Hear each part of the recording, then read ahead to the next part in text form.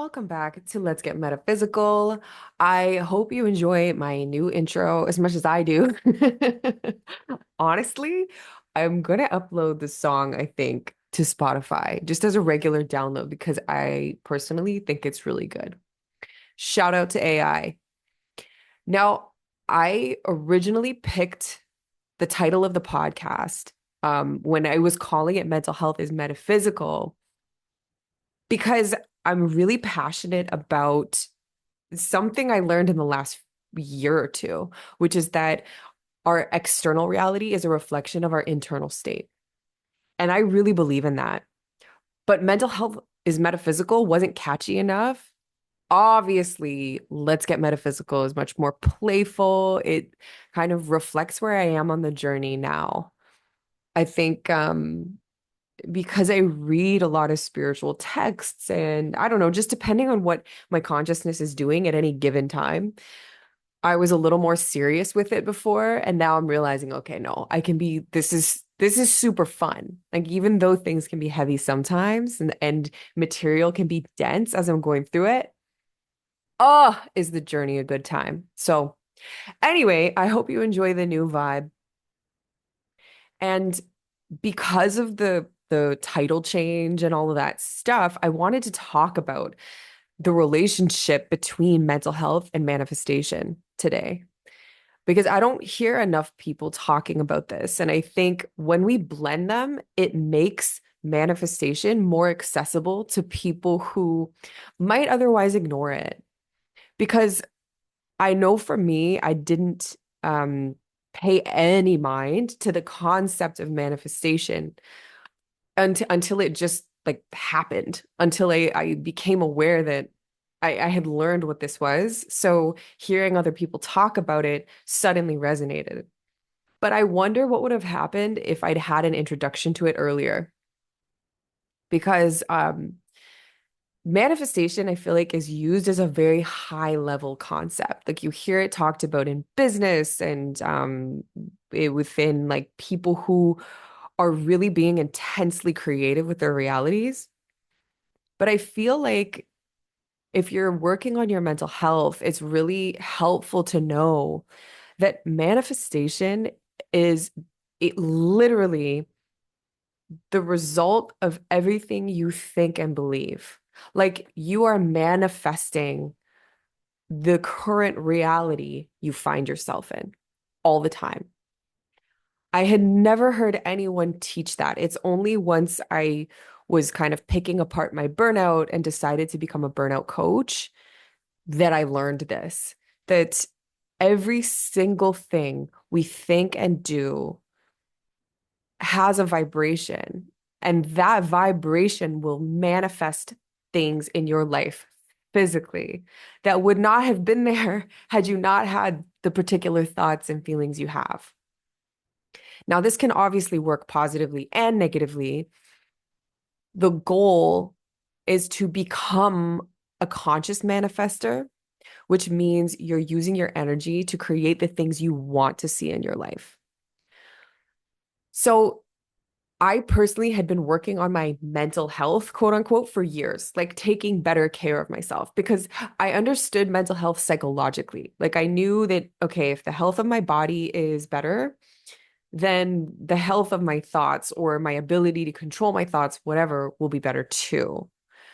That's one step. Like that's the first step on the path toward healing. That's what kind of led me to therapy and to kind of approach healing from a very Western angle, which isn't bad. It was just that was like the beginning. Because at the time, I didn't understand our relationship to energy. Like I didn't understand we were energy. I thought we were, bodies with brains, and our brains learned things that made it hard to be in our bodies. That's was my understanding. I didn't realize we are souls and we are electromagnetic fields, and it's much more far-reaching than that. So if to manifest is to consciously use your energy to create the reality you want to see, then you know we are all manifesting all the time, but if we're not using the energy consciously and the process is unconscious, life's happening to us. So I don't call that manifestation. Like even though everything you see is a manifestation of what your internal state is, I only call it manifestation when that process is conscious. I hope that makes sense. If you're not in control of your internal state, you're not really manifesting. So the first thing you need to do is get a handle on your mental health. If you're trying to manifest while your mental health is poor, you're basically trying to take off in an airplane that's half built or like with a runway that's super bumpy. Like those two don't work together. Mental health is like the first step because you are manifesting, even if you're conscious about what you're manifesting, we don't manifest from the conscious mind as much as the subconscious mind.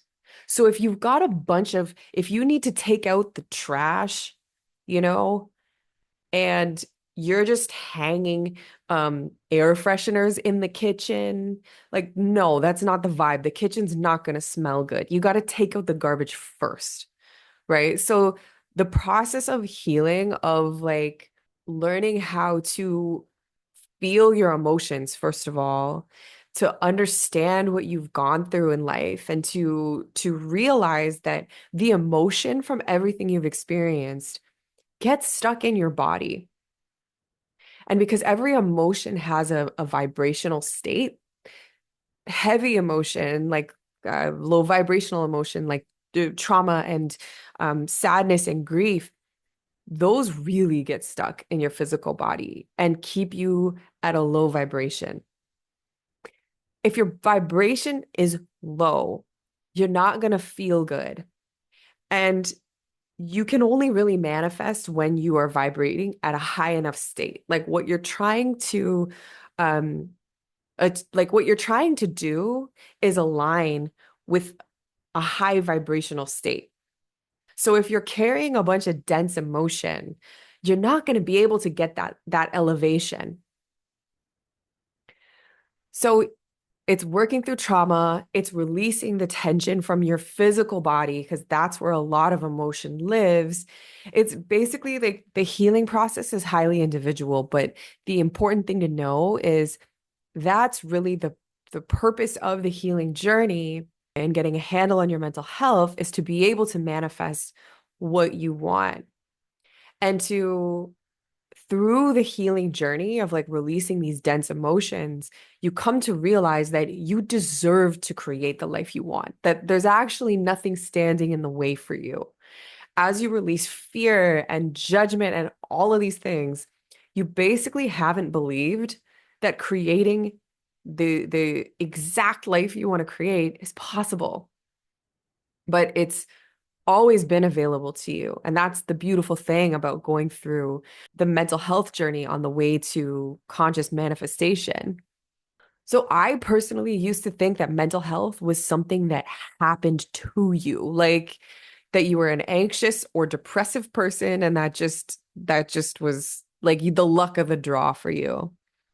But it's actually the result of how you're taking care of yourself or not. I just want that to sink in. I thought mental health was something that happened to you, but it's the result of how you're taking care of yourself. Of course, there's exceptions to this. I'm not talking about very severe psychiatric illnesses, but in the majority of cases, people, when they experience anxiety or depression, it's because you've been in a low vibrational state for a long time. Now, I remember a while ago, like a few years ago, I heard a song, Mental Health by Moonlight Scorpio. And in the chorus, she's like, I got good mental health. And I remember thinking that unlocked something. I thought to myself, huh, what if this is actually in my control? Like, what if I get to decide whether I have good mental health or not? And that's something I'd never thought of before. It just popped into my head. And from that day on, it's like it shifted my belief. which shifted my actions because that song started sticking in my head on a loop, right? So it kind of became a mantra and it changed my belief that my mental health just was what it was. And it made me feel like impacting my mental health was possible for me. So I ended up, and this is how it works, like I ended up um, doing things to support it more often. I started exercising not because of what I wanted my body to look like not for an external result, but because I knew that when I was exercising, I was moving around my energy, which was like removing dense emotion from my body. And that feeling good was the feeling I started to chase. So, well, not chase. Chase is a very like force kind of word, but I basically started to act in support of that feeling, of that idea that, okay, I get to decide what my mental health is like. And as my vibration started to raise, I started to actually realize I'd been manifesting longer than I thought. Like I suddenly unlocked the doors in my brain that hadn't understood what manifestation was. And, what happened as my vibration raised was what we call synchronicities. So basically, it's like the universe responds to our higher vibration with opportunities to get it even higher. And I remember a girl that I worked with um, mentioned, like seemingly out of the blue, the documentary, The Secret.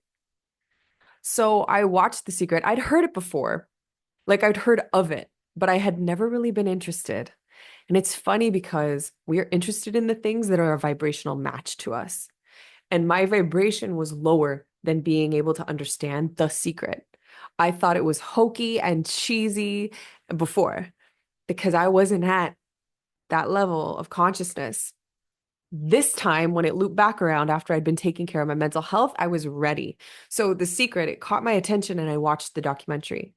And I was mind blown because I'd already been practicing a bunch of this, what it taught in my life. And then it gave me ways to keep going.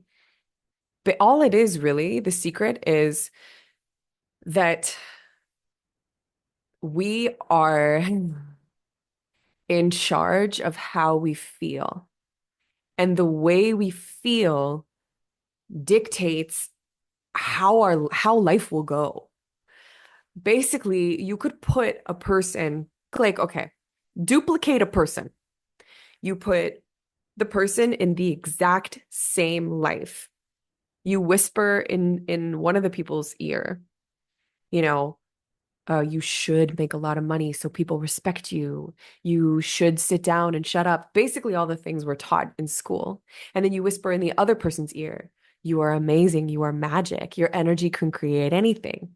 Those two people are going to live their lives completely differently just from those suggestions. Like they're going to make different choices. They're going to end up in a different reality. And it was the same person. That's that's kind of learning the secret. Like the secret is being the person who is whispering in your own ear, you are magic. You could create anything with your energy. That's what leads people to do extraordinary things. I've said it before, but we have this perception that people who create incredible things in their lives are somehow special and different than we are. But in reality, we all have this capacity and we're all going to build different things. Like not everybody wants to be, Tony Robbins or Oprah, or not everyone has a huge mission, but we all have the tools to create lives that are satisfying, that are beautiful, that fulfill us in our unique way. Because, looking around, humanity is a tapestry of personality and, different types of people gravitate toward different things. We do not all need to uh, be the same, frankly, but your soul knows what you uniquely want. Like, what would fulfill you, you know? It's that whole question, if money weren't an object. Because again, I'm going to cover money in another episode because it's a big topic. But basically, what the question is asking is, if you did not feel there were any limits in life, what would you create? And at the highest levels of manifestation, that is what we're doing. That's what you're doing. You're going through the healing process to remove your self-imposed limits so that you can create the life that your soul truly vibrates with. So, the last thing I'll say for now about manifestation is there's no trick to it, per se. There's a lot of people who will try to kind of sell you on techniques like the, write a message, put it under your pillow, the water techniques, there's all these different things, methods you can use. Any of them work. It's not the method itself. It's that any method you use will speak to your subconscious. Like if you repeat a mantra to yourself in the mirror every morning, that will get into your subconscious. It's basically like you are programming what you want to believe, and eventually you will. Now, the point of this is not material gain, although there's nothing, there's nothing wrong with like wanting to manifest where you live or, what you drive, but the point of it is soul fulfillment. It's self-love. It's creating what you would bring you joy because you are already in a joyful state. If you're trying to manifest in order to fill a void, then you are not yet manifesting. Then you're not quite at the mental health healing stage. There's more work to do there. Feeling is the secret. The whole premise of that is that you feel good and so you manifest. You don't manifest in order to feel good. That's not how it works. So, if you want to know more, I mean, some of my favorite sources for this are Neville Goddard and Napoleon Hill's book, Think and Grow Rich. This was written like, I don't know, I want to say 1914.